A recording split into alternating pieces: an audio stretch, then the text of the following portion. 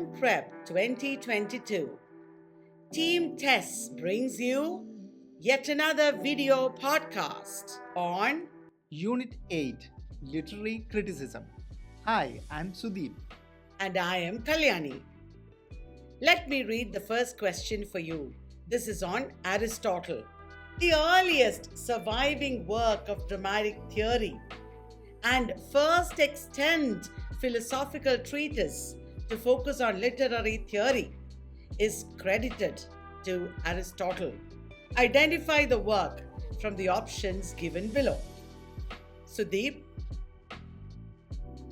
Rhetoric, Nicomachean Ethics, Poetics. What do you think is the answer? The answer is Poetics. As all of you know, it is in Aristotle's Poetics that he talked about the greatest of the mimetic arts, tragedy. Poetics is an incomplete work which deals with the 6 different parts of tragedy. What are they? Mythos or plot, character, thought, diction, melody or song, and spectacle. Poetics by Aristotle was perhaps the first book in the Western world to offer a specific structure to a perfect tragedy. And he looked at how tragedy impacts on the society. The Poetics influenced the Renaissance writers of Europe of the 15th, 16th centuries. Let me read out the next question for you. Which genre of poetry is considered by Sidney to be the best and most accomplished kind of poetry, since it both instructeth the mind and most inflameth the mind with desire to be worthy? Lyric poetry, satiric poetry, or is it heroic poetry? What's the answer? It is Heroic poetry. Philip Sidney, in A Defense of Poetry or A Defense of Poesie, published in 1598 after his death, talks about 3 different kinds of poetry: religious poetry, philosophical poetry, and the right or true kind of poetry, which is imaginative. Here, Sidney praises the different kinds of poetry and their uses. Sidney was inspired by the Italian neo-Aristotelians Minturno, Scaliger, and Castelvetro. Remember, Sidney was also replying to Stephen Gosson, who attacked poetry in the school of abuse. Now, the third question. Which among the speakers of Dryden's essay of dramatic poesy upheld the relative merit of classical drama? Options: Eugenius, Kreitz, and Neander. what is the answer? Kreitz. Now, guys, Dryden's essay of dramatic poesy, written in the 1660s, was a treatise on what is great poetry. Dryden presented his ideas in the form of a discussion between 4 characters: Eugenius, Kreitz, Lycidius, and Neander. Kreitz supported the classical masters, whereas Eugenius supported the moderns. Lycidius supported the French, and Neander, who represents Dryden, supported modern English drama. Guys, Dryden is a sure shot author. You should Expect a question from Dryden's criticism in the exam. Next question is on John Locke. Book 1 of an essay concerning human understanding is Locke's attempt to refute the rationalist notion of Options: innate ideas, experiences, or is it moral philosophy? What is the answer, guys? Is John Locke attempting to refute some idea? What do you think? Refute means reject. What is the answer? Innate ideas. Remember, guys, John Locke is an empiricist who believed in experience as the true source of knowledge. He will not support innate ideas. Innate ideas means ideas are inborn. That is the basic concept of rationalism, as against John Locke's empiricism. Empiricism was a British philosophical movement, and many Europeans like Voltaire was influenced by empiricism. Voltaire also wanted to propagate empiricism in Europe. Before John Locke, Francis Bacon was another empiricist who gave importance to sensory experience. Okay, next question. It's on Samuel Taylor Coleridge. Which term did Coleridge coin to describe the unifying power of the imagination? Is it assemblastic? Is it transference? Or is it abreaction? And the answer is Assemblastic. well, assemblastic is an idea that Coleridge got from Immanuel Kant.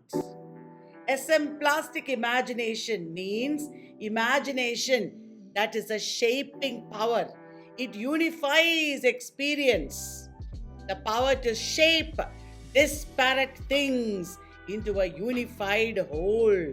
That is the meaning of assemblastic. On the imagination or assemblastic power. That is actually the title of chapter 13 of Biographia Literaria. You know, Coleridge talked about fancy and imagination. Imagination is associated with creativity, the power to shape and unify, assemblastic it is, while fancy is inferior. It is merely associative, not assemblastic. Imagination has two forms, primary and secondary. Primary imagination is merely the power of receiving impressions of the external world through the senses. You just receive external impressions, sensory impressions, whereas secondary imagination is assemblastic. It dissolves, diffuses, and dissipates experience in order to recreate.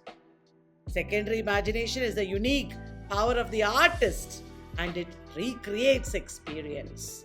Did you understand, guys? Sudeep, can you read the next question, please? This is on Matthew Arnold. Which work by Matthew Arnold is subtitled An Essay in Political and Social Criticism? Is it Culture and Anarchy? Is it Literature and Dogma? Or is it the study of poetry? And the answer is Culture and Anarchy, an essay in political and social criticism. Matthew Arnold is a sure shot author, guys. Remember, Arnold believed that literary criticism should move towards socio-ethnic criticism. In Culture and Anarchy, he showed how culture can be defined as the study of perfection. Arnold believed in the concept of high culture. Arnold, as well as later F.R. Lewis, believed in the concept of high culture as the study of perfection, and anarchy he associated with England's new practice of democracy at that time. He was against democracy. He believed that democracy lacks standards. Democracy lacks a sense of direction. Now, culture studies theorists refuted Arnold's ideas of culture. Culture studies theorists gave importance to low culture and popular culture as against high culture of Arnold's. Is that clear, guys? Now, we go to Umberto Eco. Which is the essay written by Umberto Eco about America's obsession with simulacra and counterfeit reality? Umberto Eco is an Italian semiotician, philosopher, novelist. In which essay did he talk about America's obsession with simulacra? Is it misreadings, or faith in fakes, or the absent structure? The answer is faith in fakes. Remember, guys, Umberto Eco was a very important cultural critic. And he talked against America's obsession with fake reality. He studied semiotics, or how signs work. And his novels like The Name of the Rose, Foucault's Pendulum, etc. are important illustrations of his semiotic ideas as well. There are so many important books that he wrote. Other novels include The Island of the Day Before, The Prague Symmetry. He has written a lot of non-fiction also. All of it is in Italian, okay? And he wrote a lot of books that inspired reader response criticism. There is one book called The Role of the Reader, Explorations in the Semiotics of Texts. Now, you might already know that Umberto Eco wrote about research. There is one book that he wrote about research as well. So look up Umberto Eco. What is the next question? Denis Diderot. That is the author. Denis Diderot, in Philosophical Thoughts, argued for a reconciliation of reason with dash so as to establish harmony. That is philosophy. Denis Diderot was an Enlightenment philosopher. He wrote philosophical thoughts.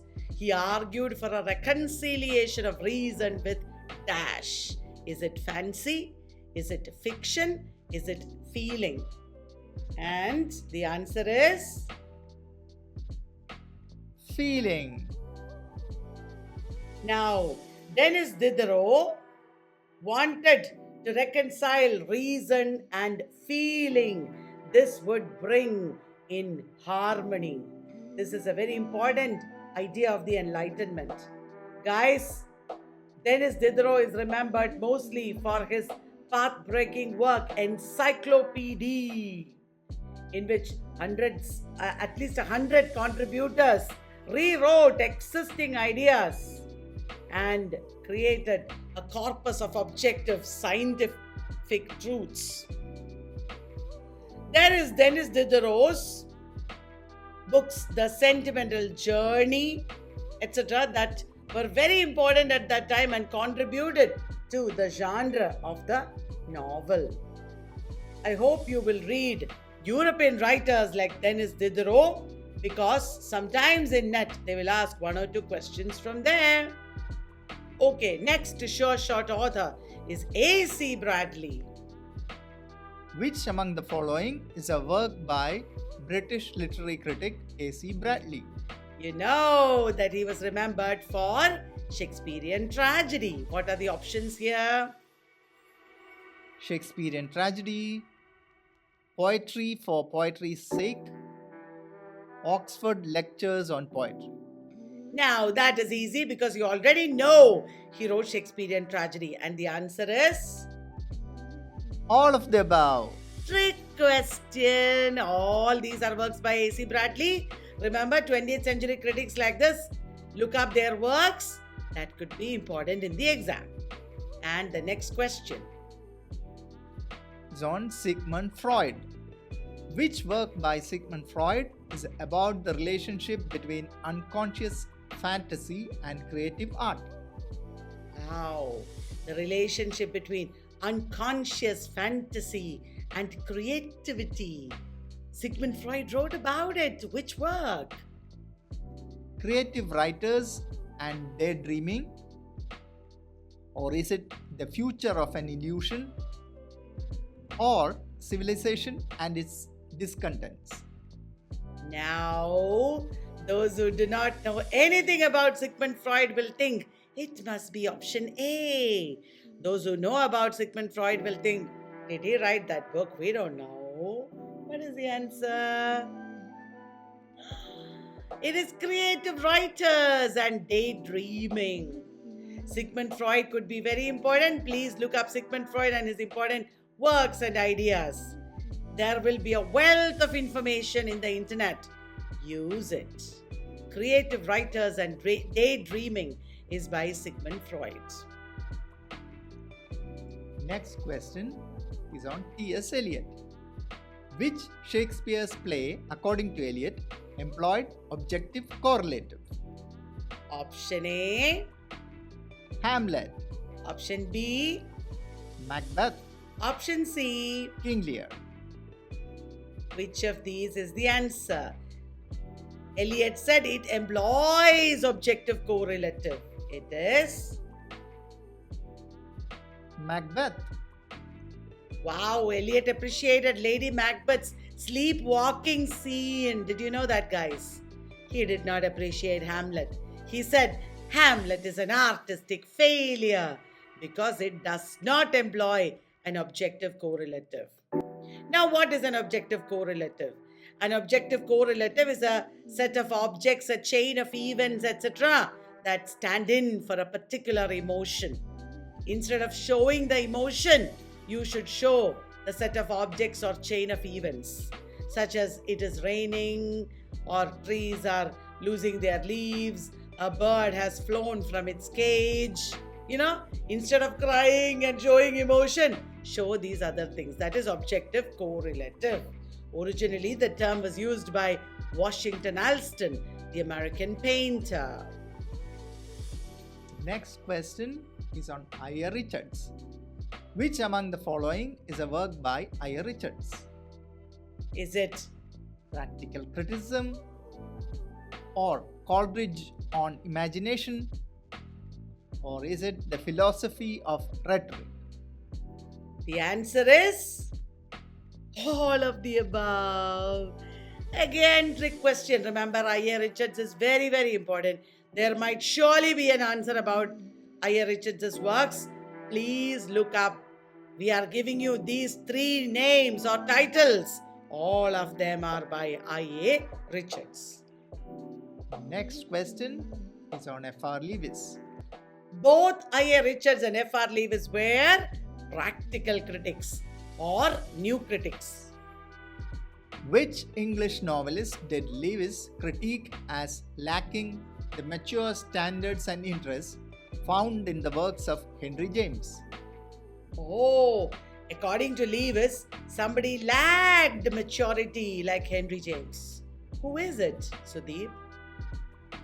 Is it Jane Austen, or Charles Dickens, or was it Joseph Conrad? The answer is Charles Dickens. F.R. Lewis believed that Charles Dickens lacked the mature standards of Henry James. However, F.R. Lewis appreciated Charles Dickens' hard times. Did you know that, guys? Where did he do this? In the great tradition. F.R. Lewis talked about the great tradition of English literature. Now, in the great tradition, F.R. Lewis appreciated Jane Austen, George Eliot, Henry James, and Joseph Conrad as the greatest English novelists. Jane Austen, George Eliot, Henry James, and Joseph Conrad.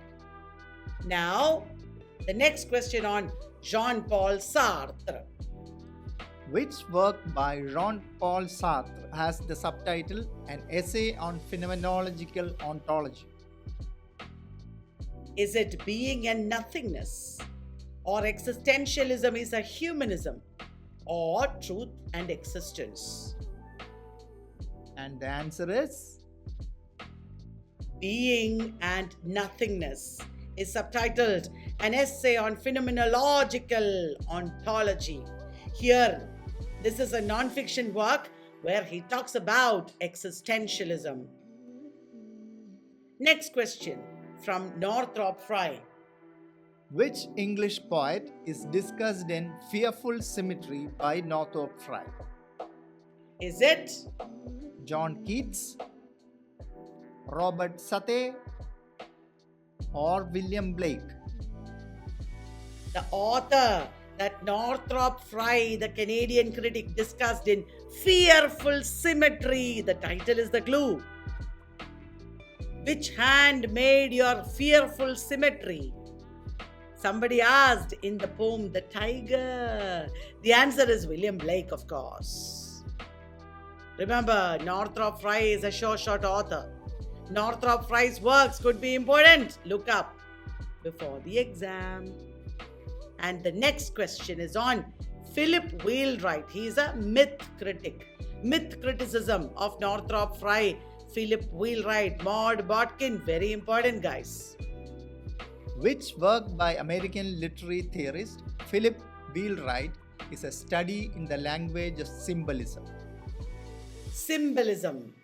Is it pre-Socratics, the burning fountain, or metaphor and reality?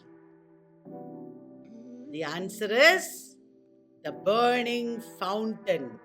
We are just reminding you to look up these minor 20th century critics also. There could be some questions on them, okay? Don't leave them out. Next is on Cleanth Brooks, major American new critic. Which seminal work of the new criticism by Cleanth Brooks has a chapter titled The Heresy of Paraphrase? Is it Understanding Poetry, The Well-Wrought Urn, or The Theory of Literature? The Heresy of Paraphrase is a chapter in The Well-Wrought Urn. What does it mean? Cleanth Brooks said that a great poem should be unparaphrasable. A poem like The Wasteland should defy paraphrasing. It should be impossible to write the paraphrase of The Wasteland.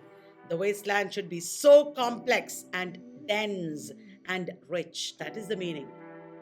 It's a very important idea in new criticism. Look up. Okay, next question.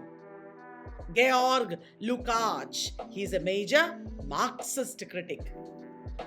Which work by Georg Lukács is subtitled A Historico-Philosophical Essay on the Forms of Great Epic Literature? Sudeep, would you like to read the options, please? Is it History and Class Consciousness, or The Theory of the Novel, or is it Art and Objective Truth? Georg Lukács, Marxist critic, wrote about literature and debated with the modernists. In which book does he give this subtitle? It is The Theory of the Novel, his most famous work. And guys, question number 19 on Martin Heidegger. Remember, these are philosophers who contributed immensely to literary criticism. Which German poet was a major focus in the critical works of the German philosopher Martin Heidegger? Is it Friedrich Schiller, Rainer Maria Rilke, or Friedrich Hölderlin?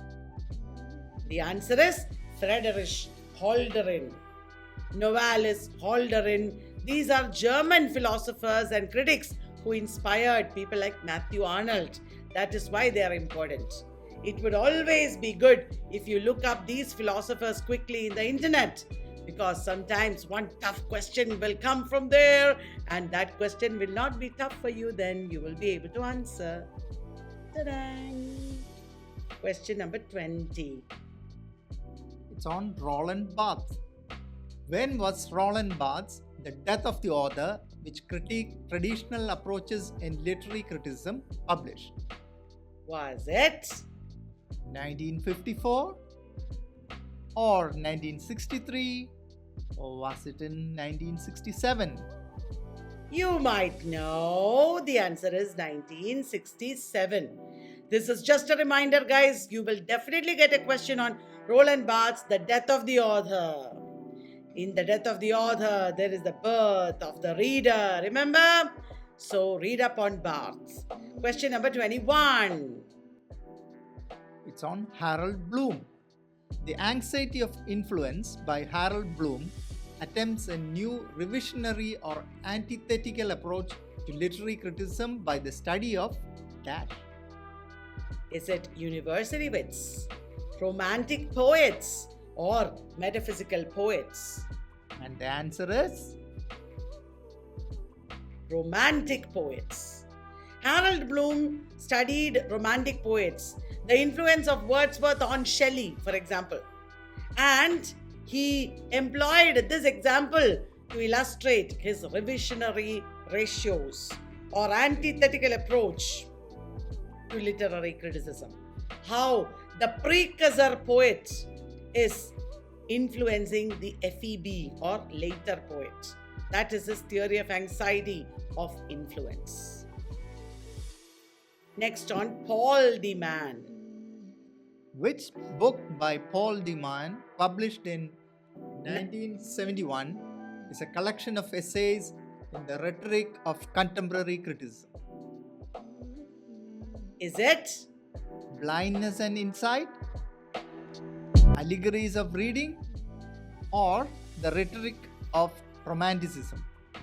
Sudeep, what do you think is the answer? Paul de Man's 1971 book, collection of essays. The answer is Blindness and Insight, his most important work. Paul de Man, contemporary of Jacques Derrida, very important critic, guys. Next is going to be Literary Theory, Unit 9. Until then, bye-bye from us. Please read up on all these authors. Signing off is Kalyani and Sudeep. Happy learning!